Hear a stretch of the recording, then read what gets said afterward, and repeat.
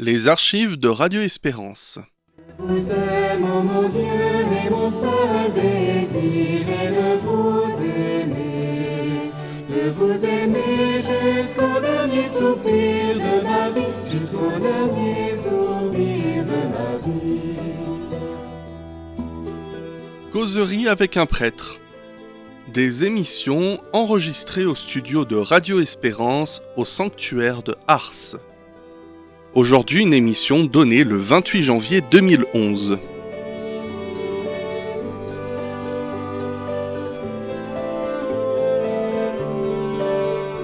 Causerie avec un prêtre. Je me présente, je m'appelle Van Tran, séminariste du diocèse de Beauvais, en deuxième année de philosophie. Je suis d'origine du Vietnam.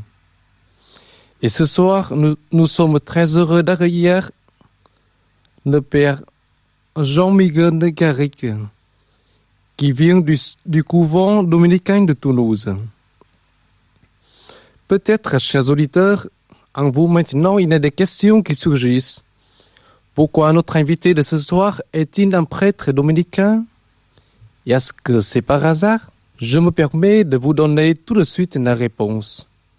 Chers auditeurs, comme vous savez, aujourd'hui nous sommes le 28 janvier 2011. Et avec toute l'Église, nous sommes heureux de fêter Saint Thomas d'Aquin, un saint prêtre de l'ordre dominicain. Et c'était avec joie que nous avons choisi de vous faire ce soir une émission sur cette grande figure de l'Église. Donc le thème de cette mission sera « Petite découverte sur Saint Thomas d'Aquin ». Chers auditeurs, nous ouvrons donc cette mission avec le Père Garric. Bonsoir mon Père. Bonsoir. Selon les informations qui nous sont parvenues, vous faites partie des frères prêcheurs du couvent dominicain de Toulouse. Oui, c'est bien ça. Oui. Et actuellement, vous êtes professeur de théologie au Studium de théologie de Toulouse. Oui. Et vous êtes également professeur au sein du séminaire de la Société Jean-Marie Vennet. À Ars, tout à fait. Quels sont-ils les cours que vous donnez dans ces endroits?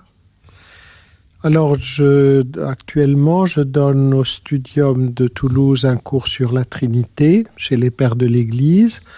Et ici, comme chaque année, j'enseigne les sacrements. Ça fait combien de temps que vous êtes dominicain et avez-vous combien d'années du sacerdoce? Alors, je suis dominicain depuis 1963 et j'ai été ordonné en 1969. Donc tout cela fait beaucoup d'années puisque ça fait plus de 40 ans, aussi bien pour la vie religieuse que pour le sacerdoce. Mon Père, jusqu'à ce moment de l'émission, nous savons que Saint Thomas d'Aquin est un très grand saint dominicain de l'Église. Rien que ça nous donne déjà envie de le connaître davantage. Et vous qui êtes un prêtre dominicain, vous avez certainement une bonne connaissance de ce personnage. Pourriez-vous nous partager un peu sur sa vie et notamment sur le contexte historique dans lequel il a vécu? Alors, saint Thomas est né en Italie du Sud, près entre Naples et Rome, à Aquin, à Aquino en Italie, dans une famille noble dont les terres et les châteaux étaient à la frontière entre les États pontificaux et le royaume de Naples, lequel appartenait à l'empereur d'Allemagne de l'Empire romano-germanique. Or, cet empereur était Frédéric II, un empereur assez inquiétant, une personnalité extrêmement ambitieuse et je pense amorale, profondément amorale, une figure très moderne en ce sens-là, dans le pire sens du terme. Et la famille de saint Thomas était proche de la famille impériale par sa mère, et ses frères, son père, puis ses frères étaient des vassaux de de l'empereur. Donc il s'est trouvé dans une situation extrêmement difficile parce que sa famille voulait faire de lui l'abbé de l'abbaye de Monte Cassino, qui se trouvait justement dans cette région, et de manière à ce qu'il entre dans la stratégie familiale de pouvoir entre le pape d'un côté comme souverain, comme prince temporel, et l'empereur qui était dans le sud de l'Italie.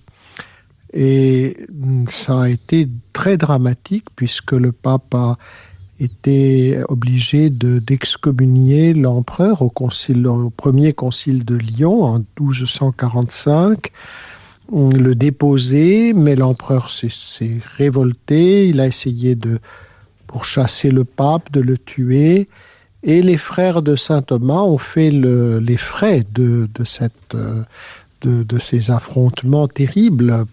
La chrétienté a été pendant plusieurs décennies à feu et à sang. Et ses frères ont été un jour jugés pour trahison par l'empereur Frédéric II, qui les a fait mettre à mort d'une manière assez atroce d'ailleurs. Donc saint Thomas a été plongé dans un siècle de feu et de fer, alors qu'on l'imaginerait comme un homme qui aurait passé sa vie simplement à méditer dans sa cellule et à écrire de la haute théologie.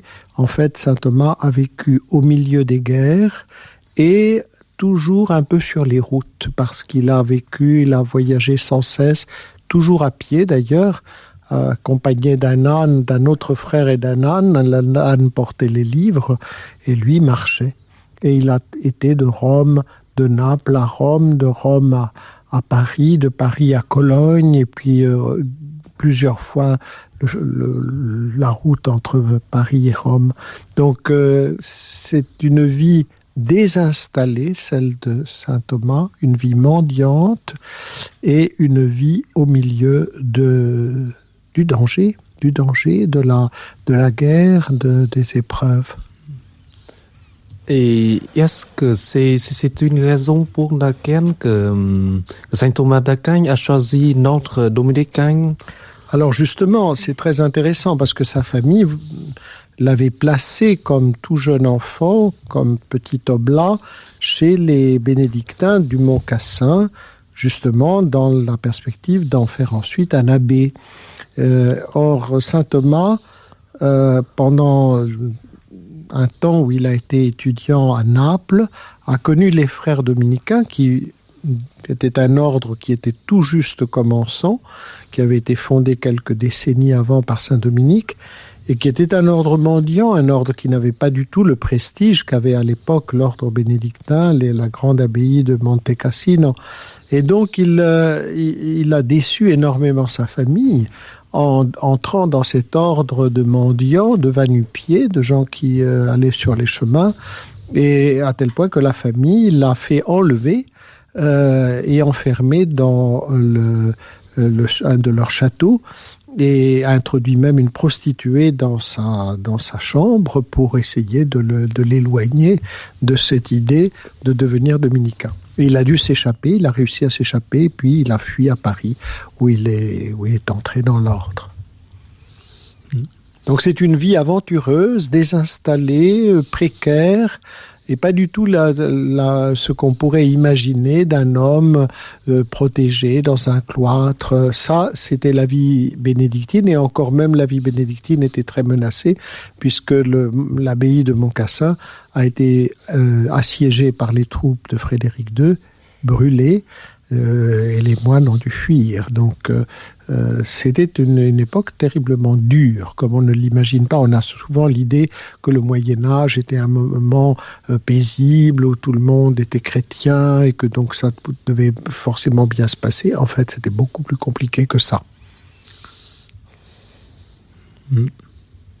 Voilà pour le contexte historique.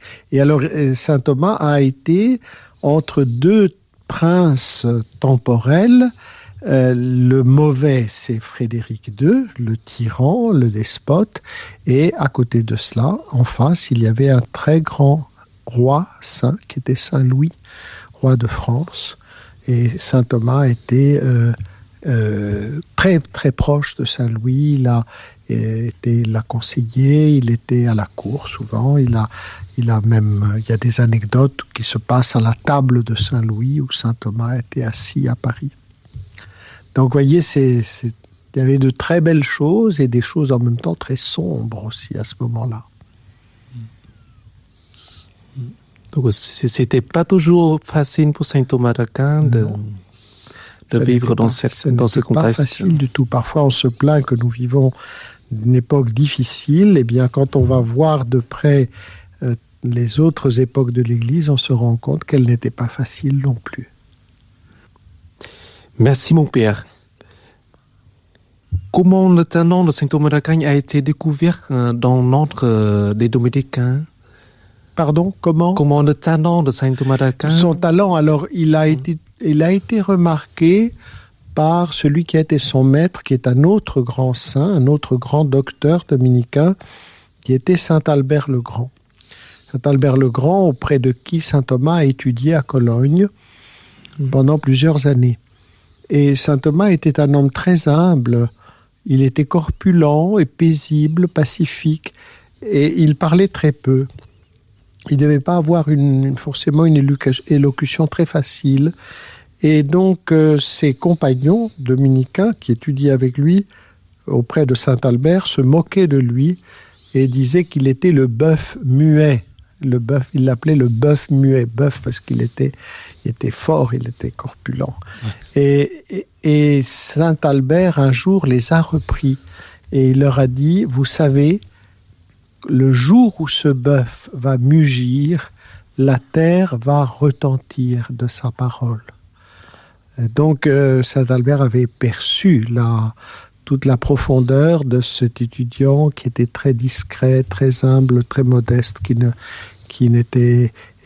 était un peu, qui n'avait pas grande apparence justement, alors qu'il était de grande famille, mais toujours dans une très grande modestie.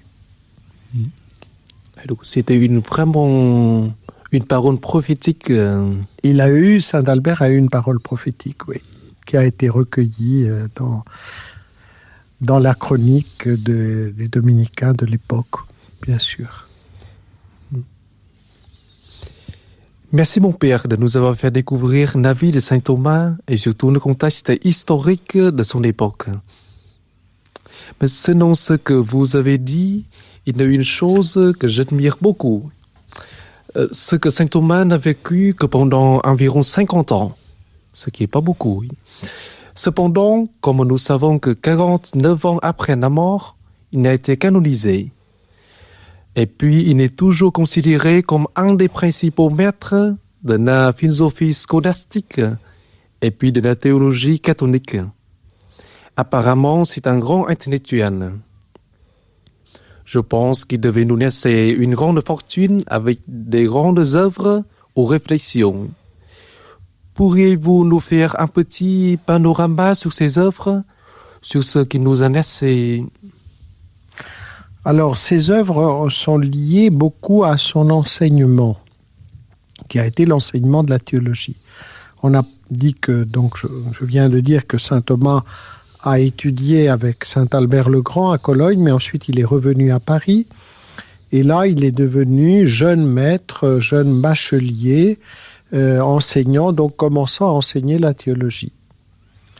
Et il a enseigné la théologie comme on le faisait à l'époque, à partir d'un recueil qu'avait fait un théologien du siècle précédent, au XIIe siècle, qui s'appelait Pierre Lombard, Pierre de Lombardie, qui avait fait un livre des sentences dans lequel il avait recueilli tout ce que les pères de l'Église avaient pu dire en les classant selon les différents thèmes de la théologie, selon les différents traités. Et ça jouait un peu le rôle que peut jouer aujourd'hui pour nous le catéchisme de l'Église catholique. Sauf que à l'époque, il n'y avait pas de catéchisme officiel, donc c'était un peu les maîtres en théologie qui avaient fait des recueils de théologie en se fondant sur les pères de l'Église.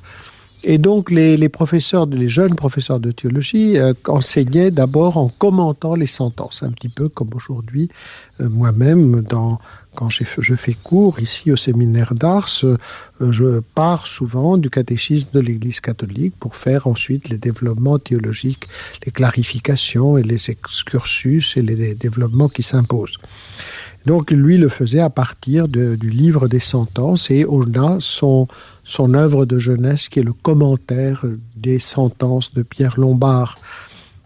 Et puis, plus tard, il est passé ce qu'on appelait maître en théologie. Maître en théologie, à partir de ce moment-là, le maître en théologie commentait la parole de Dieu dans l'Écriture. C'est-à-dire qu'il commentait directement les livres de l'Écriture. On pense souvent à saint Thomas, quand on pense à lui, on pense à la somme théologique, à la somme contre les gentils. Mais ça, ce sont des choses qu'il n'a jamais enseignées. Il les a écrites pour les étudiants, pour que ça leur serve comme une sorte de manuel pour clarifier leurs idées. Mais lui, ce qu'il a enseigné, ça a été, après la période des sentences de Pierre Lombard, ça a été l'Écriture. Et donc, on a ces magnifiques commentaires de l'évangile de saint Matthieu, des épîtres de saint Paul, de l'évangile de saint Jean, d'un certain nombre de livres de l'Ancien Testament, qui sont de pures merveilles et qui étaient vraiment son enseignement comme maître en théologie.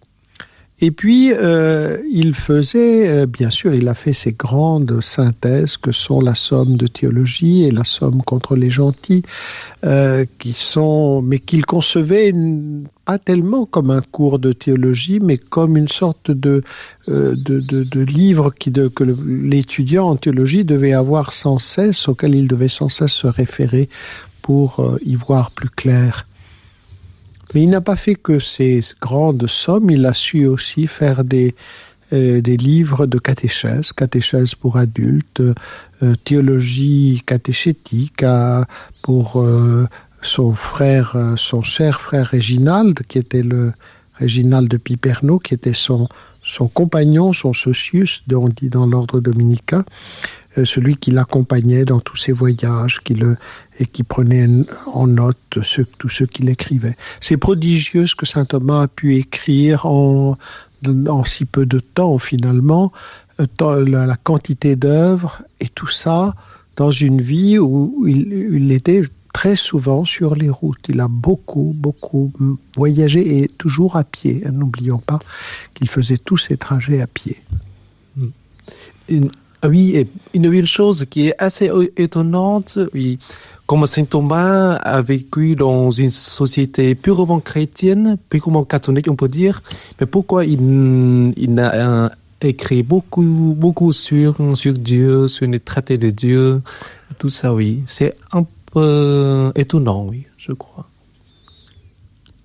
Mais il a parlé sur Dieu, oui, bien sûr, mais c'était le Dieu de la révélation. Même s'il a beaucoup utilisé la philosophie, c'était toujours un théologien, saint Thomas.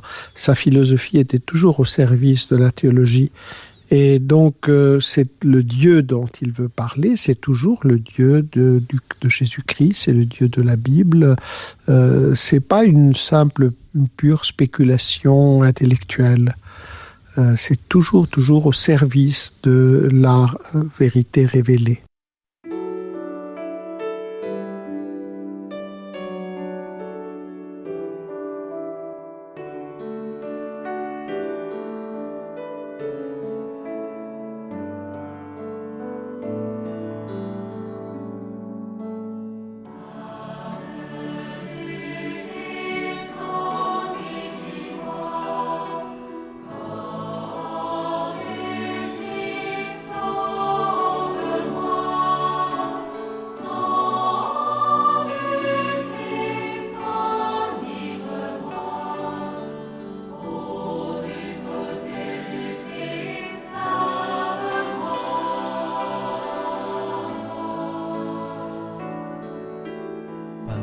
Passion du Christ, fortifie-moi.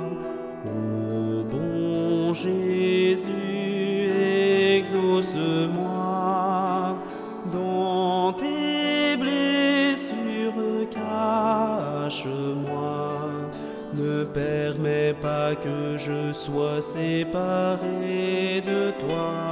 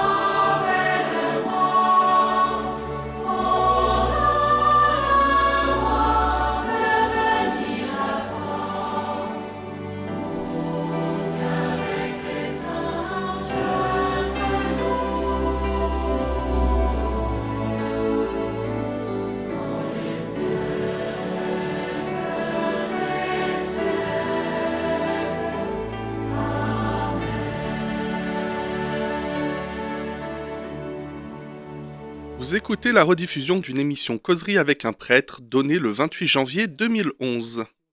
Alors, mon père, nous en étions restés aux œuvres de saint Thomas d'Aquin? Oui, mais d'ailleurs, en cherchant les informations sur saint Thomas d'Aquin, je suis tombé sur plusieurs textes du magistère de l'Église, comme Aeterni Patris du pape Léon XIII, ou plus récent encore, le Concile Vatican II, dans le décret sur la formation des prêtres, Optatam Totius, et beaucoup d'autres textes. Et je trouvais souvent des exhortations du magistère à approfondir les œuvres de saint Thomas, et puis également des citations de saint Thomas, un peu partout. Voudriez-vous nous expliquer pourquoi le magistère se réfère beaucoup aux enseignements de saint Thomas comme ça, oui, comme dans les enseignements? Alors, le magistère de l'Église a proclamé saint Thomas par la bouche du pape Pie XI, docteur commun de l'Église. Docteur commun, pourquoi? Parce que saint Thomas ne cultive pas la singularité, une espèce d'originalité d'auteur. Saint Thomas est un serviteur de la vérité, un mendiant de la vérité. Et donc, il a voulu recueillir toute la vérité, qu'elle soit révélée à travers la parole de Dieu, l'écriture, la tradition, le magistère, ou rationnelle, vérité atteinte par la philosophie, par les grands philosophes de l'Antiquité qu'il a connus.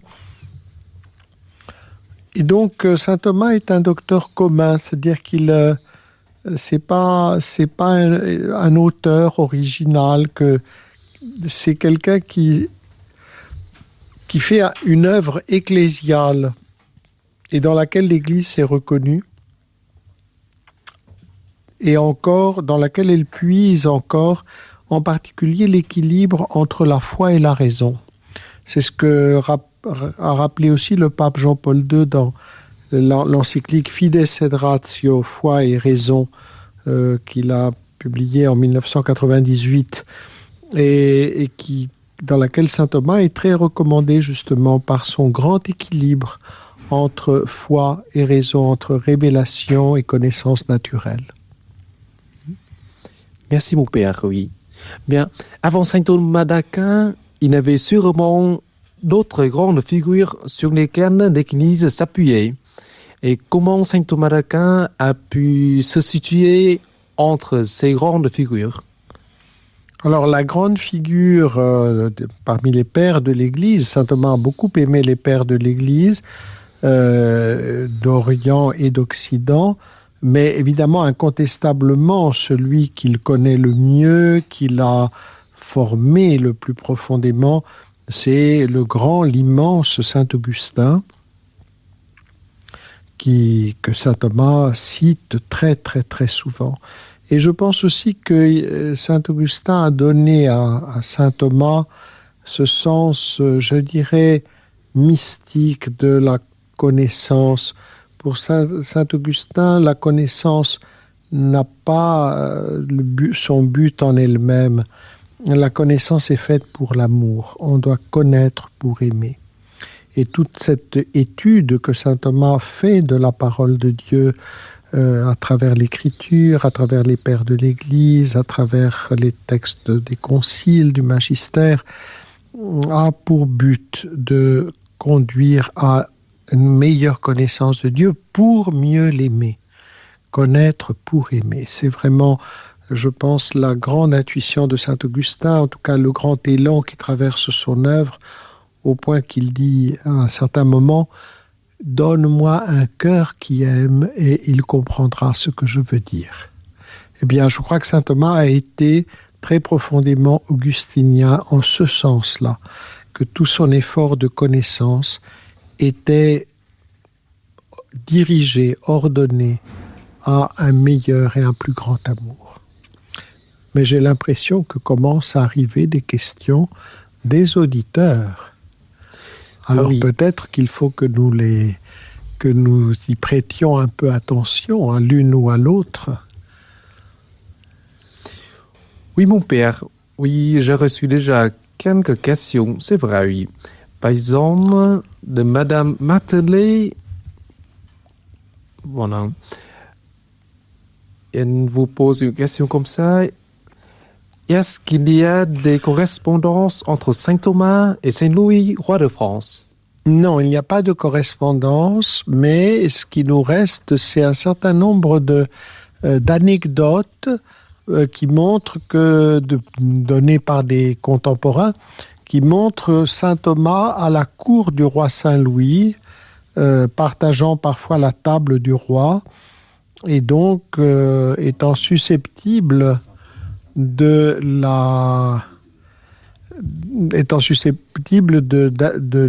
conseiller le roi. Saint Louis était un oblat du tiers ordre de Saint François, donc l'autre grand ordre mendiant, et il a toujours beaucoup aimé ces ordres mendiants qui étaient très nouveaux, très récents dans l'Église, et dont il admirait la spiritualité. Et donc il a eu un rapport profond et intime avec saint Thomas, mais sans qu'il nous restait de correspondance. Donc, malheureusement, nous ne savons pas. Simplement, une fois, il semble que saint Thomas a eu une intuition pendant un repas du roi, et donc il a tapé sur la table parce qu'il a été tellement saisi par l'idée qui lui était venue, la lumière qui lui était venue, que toute la vaisselle et les nourritures qui étaient posées sur la table royale ont volé dans tous les sens, parce que saint Thomas était un homme justement qui était fort, qui était costaud, et alors les courtisans étaient un peu suffoqués. Et le roi s'est contenté d'appeler un scribe, un page, et lui a dit « Allez donc à côté de frère Thomas, il a certainement quelque chose de très important à mettre par écrit. » Et il lui a fait envoyer à quelqu'un pour qu'il prenne tout de suite note de ce qui se passait. Parce que saint Thomas était très, ses biographes le disent, il était parfois, il semblait perdu dans ses idées. Et en fait, c'était parce qu'il était sans cesse en train de contempler, de penser, etc. Et donc, même à la table royale, il était dans sa pensée, dans cette recherche de la vérité de Dieu. Merci, mon père. Oui. Il y a aussi Béatrice de Saint-Étienne qui vous pose une question. Saint Thomas est docteur de l'Église. Sainte Thérèse est aussi docteur de l'Église. Et quel est le point commun entre ces deux docteurs? le point commun entre ces deux docteurs, c'est que l'un et l'autre nous conduisent vers Dieu, même si c'est avec des langages différents, à des époques différentes. Je vous disais tout à l'heure que c'est connaître pour aimer. C'est vrai que la petite Thérèse, vous vous rendez compte que la petite Thérèse n'a pas jamais eu une Bible en français comme nous l'avons. C'était pas encore autorisé d'avoir la Bible traduite intégralement. Et donc, c'était à travers des florilèges, à travers des commentaires de l'écriture, des livres spirituels. Elle glanait, mais elle arrivait à avoir une connaissance très profonde de la Bible, alors qu'elle n'a jamais eu entre ses mains une Bible en français de A jusqu'à Z, et elle ne connaissait pas le latin. Donc, elle avait des moyens qui étaient petits, mais son amour était tel que cet amour a fait d'elle un docteur. C'est-à-dire qu'elle nous a donné un accès à Dieu. Saint Thomas, lui, avait une connaissance très vaste, très vaste. Mais, vous voyez, à la fin de sa vie, le crucifix lui a parlé, le Christ lui a parlé à travers un crucifix, et il lui a dit, Thomas, tu as bien parlé de moi, qu'est-ce que tu me demandes? Et saint Thomas a répondu, rien d'autre que toi-même, Seigneur. Et à ce moment-là, il a eu une extase, et ce qu'il a vu ou perçu dans cette extase a été tel qu'il n'a plus pu écrire, et qu'il a laissé la somme théologique là où elle était. Il n'a plus ajouté une ligne. Et tous les derniers mois, ça s'est passé quelques mois, peut-être une petite année avant sa mort. Et il n'a plus écrit parce qu'il a dit que par rapport à ce qu'il avait perçu, ce qu'il avait écrit lui semblait de la paille. La paille, c'est ce qui enveloppe le grain. Et il avait eu accès au grain directement. Alors la paille, il ne pouvait plus. Et il a repris la parole que sur son lit de mort, où il a été surpris par la mort en route, toujours voyageur. Il allait vers Lyon, au deuxième concile de Lyon, 1274, et il a dû s'arrêter à l'abbaye des cisterciens de Fossanova parce qu'il était très mal. Et là, il a vécu quand même quelques semaines, et les cisterciens lui ont demandé de leur parler de Dieu. Et alors, il a repris la parole, mais ça a été pour commenter le Cantique des Cantiques, qui est quand même le grand texte mystique de la Bible. Et personne n'a pensé à prendre note. Et c'est perdu. Nous ne savons pas. Ce serait merveilleux de savoir ce que saint Thomas, qui était passé par l'expérience de l'amour et de l'union mystique avec Dieu, ce qu'il a dit à la fin de sa vie, mais nous ne savons pas. Et je pense que c'est par là où on voit comment les saints se rejoignent, car toute la connaissance doit aboutir à l'amour de Dieu et du prochain. Merci mon père, oui. Mais, comme on est dans le titre docteur de l'Église de Saint Thomas, j'ai une petite question, oui. Je crois que Saint Thomas a reçu du magistère de l'Église beaucoup de titres différents. Voudriez-vous nous en citer quelques-uns, juste pour faire honneur à Saint Thomas? J'en ai cité tout à l'heure l'un d'eux, et je pense qu'il est le plus beau, qui est docteur commun. Docteur commun, c'est-à-dire que il y a beaucoup de docteurs de l'Église, mais seul saint Thomas est docteur commun, c'est-à-dire que peut-être que la pensée théologique de saint Thomas est celle qui arrive à tout ressaisir, sans rien rejeter de ce qui est vrai. Et même si après il y a des docteurs qui ont des grâces particulières et qui ont développé tel ou tel aspect, pour saint Thomas est celui qui englobe le plus tout ce que l'on peut dire sur Dieu et sur sa révélation. Un autre terme qui est utilisé aussi par le magistère, mais qui lui a été donné très vite après sa mort, c'est celui de docteur angélique. Pourquoi angélique? Parce que les anges contemplent Dieu avec beaucoup de pureté et en même temps beaucoup d'humilité. Et je pense qu'on peut dire que saint Thomas est un théologien qui se caractérise par ces deux choses, pureté et humilité, transparence, effacement. Il laisse passer cette lumière de Dieu à travers sa théologie, son œuvre, avec une très grande transparence, comme un cristal, comme un verre pur, qui fait qu'on ne le remarque pas, qu'on ne le regarde pas lui, mais on regarde Dieu, sa parole, ses dons. Ô Seigneur, veille sur mon cœur, qui ne trouve qu'en toi son repos. Ô Seigneur, veille sur mon cœur, qui ne peut reposer loin de toi. Ô Seigneur, veille sur mon cœur, qui ne trouve qu'en toi son repos. Ô Seigneur, veille sur mon cœur, qui ne peut reposer loin de toi.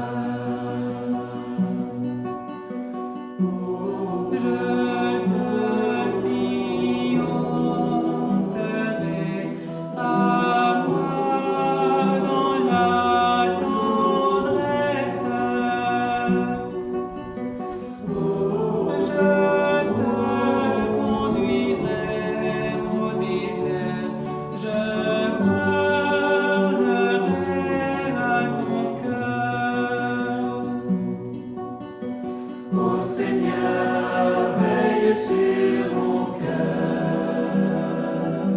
qui ne trouve qu'en toi son repos.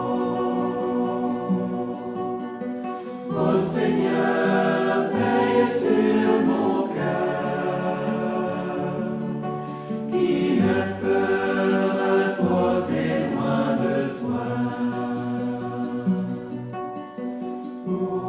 Je veux apporter la paix et vous donner l'espérance. Vous me chercherez, vous me trouverez, car vous m'aurez désiré. Ô Seigneur, veille sur mon cœur, qui ne trouve qu'en toi son repos. Ô Seigneur, veille sur mon cœur, qui ne peut reposer loin de toi. Vous écoutez la rediffusion d'une émission Causerie avec un prêtre donnée le 28 janvier 2011. Radio d'Espérance, causerie avec un prêtre. Alors mon père, nous étions restés aux questions des auditeurs. Oui, Il y a un auditeur de Villefranche qui vous pose cette question. Si quelqu'un veut étudier Saint Thomas d'Aquin, quels sont-ils les conseils que vous voulez lui donner? alors, tout dépend, je dirais, un peu son niveau. Car saint Thomas d'Aquin a écrit des choses de niveau de difficulté intellectuelle très différentes. Il a, si je prends les choses, je pars des choses qui sont les plus simples. Saint Thomas a écrit un très beau commentaire du credo des apôtres. Il a écrit un commentaire sur les sacrements et sur les articles de la foi. Il a écrit un commentaire sur le Notre Père, un commentaire sur le Je vous salue Marie.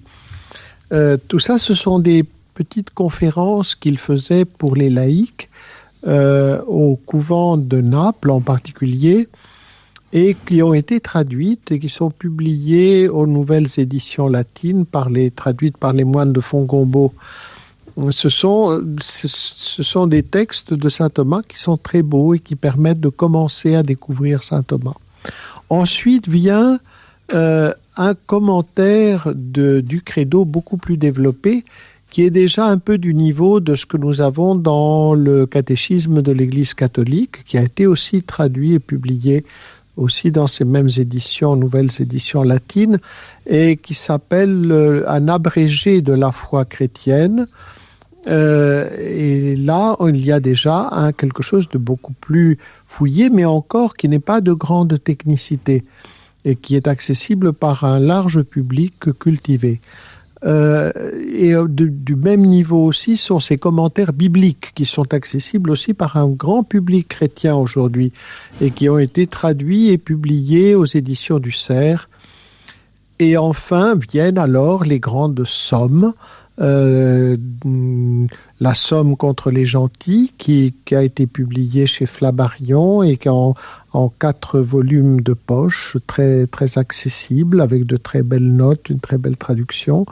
La somme de théologie, alors qui a été publiée aux éditions du Cerf. Ça, c'est évidemment des textes plus savants et qui exigent déjà une formation théologique de base. Vous voyez, saint Thomas a donc, il n'a jamais méprisé, parce qu'il était capable d'écrire de la haute théologie, il n'a jamais méprisé la catéchèse, il n'a jamais méprisé le commentaire biblique, il n'a jamais méprisé des sermons d'instruction pour les laïcs. Merci mon père, oui. Justement, nous venons de recevoir une question de Willy de Saint-Étienne. Il a posé cette question, oui. Quels sont les livres faciles et abordables de saint Thomas d'Aquin pour un chrétien qui ne connaît pas la théologie? Oui, bien, je recommanderais justement ce que j'ai dit, les premiers livres que j'ai énoncés tout à l'heure, qui sont ces petits commentaires du Credo, des sacrements, des raisons de croire, du Notre Père et de l'Ave, des 10 commandements de la loi et des 2 commandements de l'amour.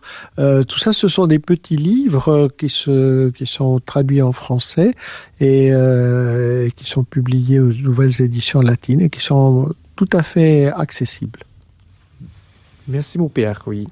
Nous avons reçu aussi une question de Régis de Lyon. Saint Thomas d'Aquin est un grand théologien de l'ordre de Saint-Dominique. Oui. Y a-t-il d'autres théologiens dominicains? Bien, on en a nommé un autre qui est Saint Albert le Grand, donc qui est un docteur de l'Église. Et comment ne pas nommer alors un autre grand docteur de l'Église dominicaine qui lui est une femme.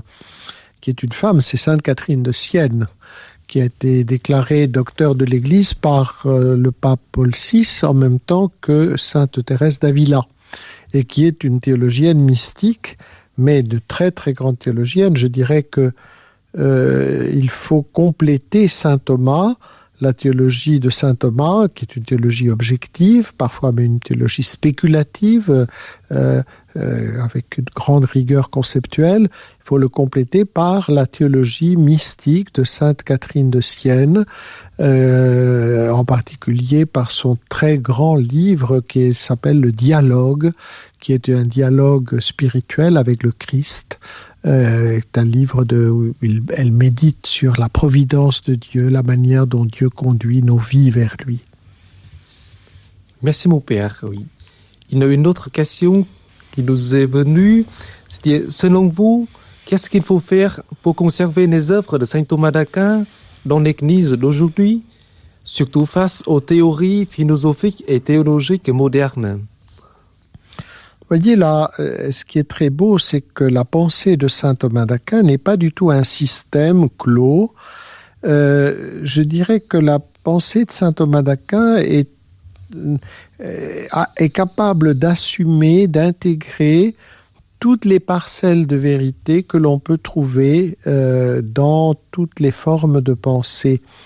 Et donc, vous voyez, même dans des pensées globalement sont des systèmes faux parfois, ces systèmes modernes dont on parlait, il y a toujours c'est le pape Jean-Paul II qui le dit dans l'encyclique Fides et Ratio, il y a toujours des vérités qui sont prisonnières, qui sont captives du système, et qui sont l'élément qui séduisent beaucoup de personnes. Cet élément, et il faut le savoir voir, même dans des systèmes faussés, la part de vérité qu'il comporte. Il y en a toujours à un certain degré, et pouvoir en quelque sorte la racheter, l'arracher à cette captivité et l'intégrer dans la sagesse chrétienne. Et saint Thomas, je pense, est une pensée intégratrice, qui est le contraire d'une pensée systématique, close sur elle-même.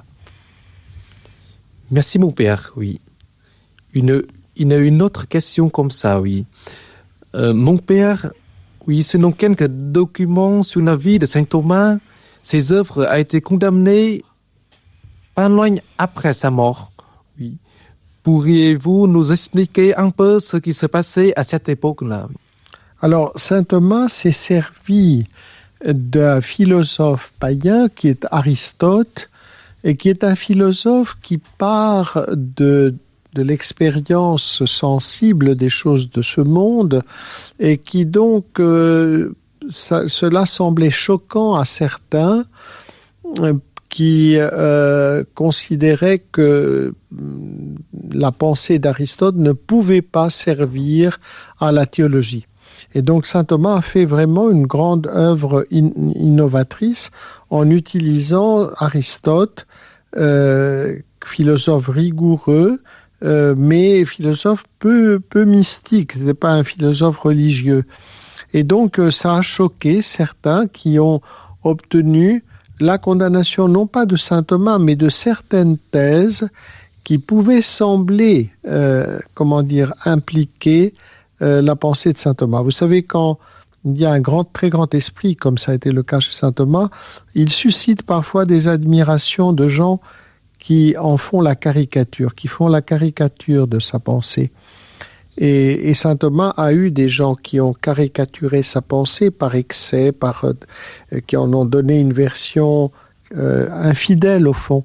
Et c'est cela qui a été condamné par l'évêque de Paris de l'époque, qui voyait avec inquiétude cet enthousiasme pour la pensée d'Aristote, qui avait été beaucoup moins utilisée que celle de Platon dans la théologie des pères, en particulier par saint Augustin et par les disciples de saint Augustin. Merci mon père, oui. Nous avons reçu aussi une question de Michel de Grenoble. Y a-t-il des correspondances entre saint Bonaventure et saint Thomas d'Aquin? Alors, saint Bonaventure et saint Thomas se sont très bien connus. Ils ont été les deux maîtres en théologie, les deux grands maîtres en théologie contemporains au même moment à Paris. Et alors, saint Bonaventure est beaucoup plus augustinien, saint Thomas était plus novateur grâce à Aristote. Donc, ce sont deux esprits assez différents. Mais ce qui est très beau et qui est le signe de leur sainteté, c'est que tout en étant parfois en désaccord sur des choses secondaires, parce qu'évidemment, ils ne pouvaient pas être en désaccord sur l'essentiel de la foi, étant donné qu'ils étaient l'un et l'autre de très grands croyants et des théologiens tout à fait orthodoxes, mais ils avaient deux styles de théologie. Celle de Bonaventure était plus directement mystique, celle de saint Thomas certainement avec un souci plus rationnel. Et donc, parfois, on a pu étudier ça. Vous savez, avec le système qui était celui de la théologie scolastique, il y avait des objections que chacun se posait, et on a reconnu chez l'un et chez l'autre que parfois l'objection de ce que saint Thomas se met à lui-même dans la somme théologique ou dans des questions disputées vient de choses qu'a écrit saint Bonaventure, et saint Bonaventure se met parfois en objection des choses que l'on trouve chez saint Thomas. Donc on voit bien qu'il y avait un dialogue profond entre eux à travers leurs œuvres, donc ce qui reflète certainement des échanges oraux qu'ils ont dû avoir. Mais il n'y a aucune trace de correspondance. On n'est pas dans un siècle, le XIIIe siècle n'est pas un siècle où on correspondait beaucoup. On n'écrivait pas beaucoup. Le papier c'était très, très, très cher, c'était du parchemin, et on écrivait peu. Merci mon père. Oui. Je vais vous poser une dernière question, oui. Oui. Saint Thomas d'Aquin s'est-il basé sur Origène pour sa révélation? Question de Michel de Vienne. Alors Origène est un écrivain ecclésiastique de l'époque des pères, sans être un père lui-même, puisqu'il n'est pas un saint, et qu'il y a des erreurs graves d'ailleurs dans la pensée d'Origène, mais en même temps, Origène est un penseur génial et que donc il a servi de carrière pour énormément de pères de l'Église et de théologiens qui ont puisé dans Origène beaucoup de choses fort belles et fort bonnes. Et saint Thomas, évidemment, comme tous, on pourrait trouver des choses et des citations certainement d'Origène chez saint Thomas. Merci beaucoup mon père. Oui. Peut-être nous avons encore 30 secondes pour répondre à la dernière question. Oui. Quelles sont les écoles qui continuent à approfondir les œuvres de saint Thomas? Je pense que saint Thomas est étudié par tous les théologiens. On ne peut pas être théologien dans l'Église catholique et ignorer saint Thomas. Donc après, qui se réclame plus directement de saint Thomas? Eh bien, évidemment, l'école dominicaine, mais aussi beaucoup d'autres théologiens qui, sans être de l'ordre dominicain, étudient à l'école de saint Thomas et continuent à approfondir dans la ligne qu'il a ouverte. Merci beaucoup pour ce temps d'échange et de partage sur saint Thomas d'Aquin. C'était les archives de Radio Espérance avec l'émission Causerie avec un prêtre.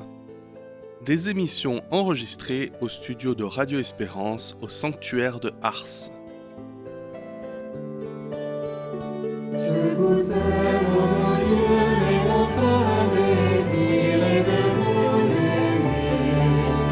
vous aimer,